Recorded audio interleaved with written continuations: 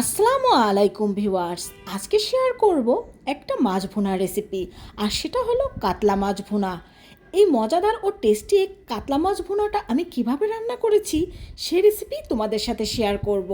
আশা করছি এই recipe follow করে তৈরি করলে তোমাদের কাতলা মাছ ভুনাটাও অনেক বেশি টেস্টি হবে। তো কথা না বাড়িয়ে চলে যাচ্ছি রেসিপিতে। এখানে আমি ধুয়ে পরিষ্কার করে কিছু কাতলা মাছ নিয়ে নিয়েছি, আর দেখেই বুঝতে পারছো মাছটা কত বড় সাইজের ছিল। এখন কড়াইতে আমি কিছু পেঁয়াজ কুচি দিয়ে দিচ্ছি, আর এর মধ্যে দিয়ে দেব তেল। এখন এই পেঁয়াজটাকে আমি ভালোভাবে ভেজে নেব, অর্থাৎ এটাকে আমি ব্রেস্তার মতো করে ভেজে নেব।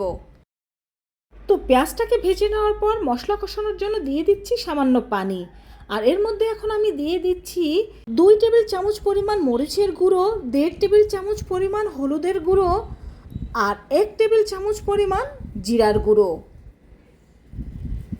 তো যেহেতু পেঁয়াজ কুচিটা দিয়ে দিয়েছি, এখানে আমি 1.5 টেবিল চামচ পরিমাণ পেঁয়াজ বাটা দিয়ে দেব, আর দিয়ে দেব এখানে আমি 1.5 টেবিল চামচ পরিমাণ আদা বাটা,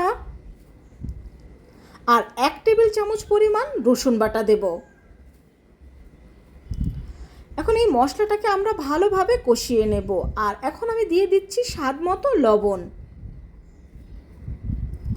তো মশলাটাকে ভালোভাবে কষিয়ে নিতে হবে, কারণ মশলাটা যত ভালোভাবে কষানো হবে মাছটা খেতে কিন্তু ততই বেশি টেস্টি হবে। তো এখন দিয়ে দেবো এখানে গোটা কিছু গরম মশলা, আর দিয়ে দিচ্ছি 2টো তেজপাতা।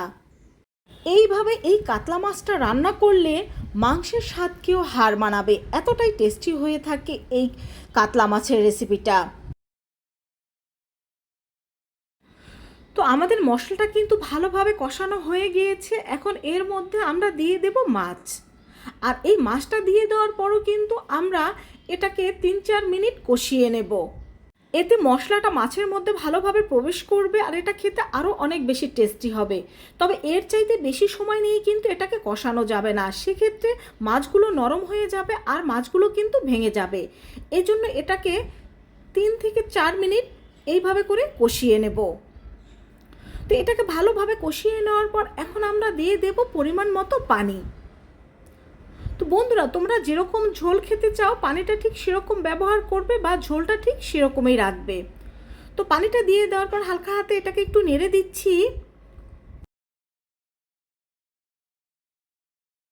তবে মাছটা যখন বলক চলে আসবে তখন কিন্তু আর এইভাবে খুন্তি দিয়ে নেড়ে দেওয়া যাবে না।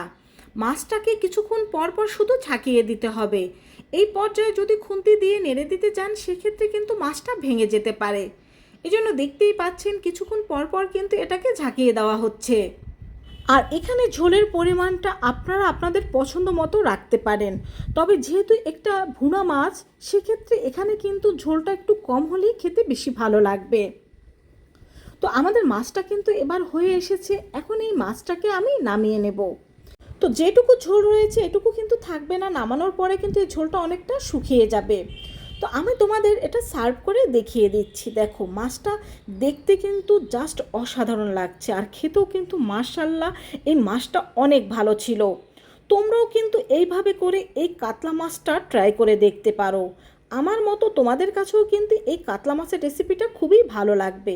এখানে আমি অল্প কিছু মাছই কিন্তু তোমাদের সার্ভ করে দেখিয়ে দিয়েছি। তো বন্ধুরা, এই রেসিপিটি যদি তোমাদের ভালো লেগে থাকে অবশ্যই আমাকে কমেন্ট করে জানাবে, চ্যানেলটি সাবস্ক্রাইব করে আমার পাশে থাকবে, আর আমাকে আরও বেশি বেশি সাপোর্ট করবে যেন সামনে আমি এগিয়ে যেতে পারি। সবাই ভালো থেকো। খোদা হাফেজ।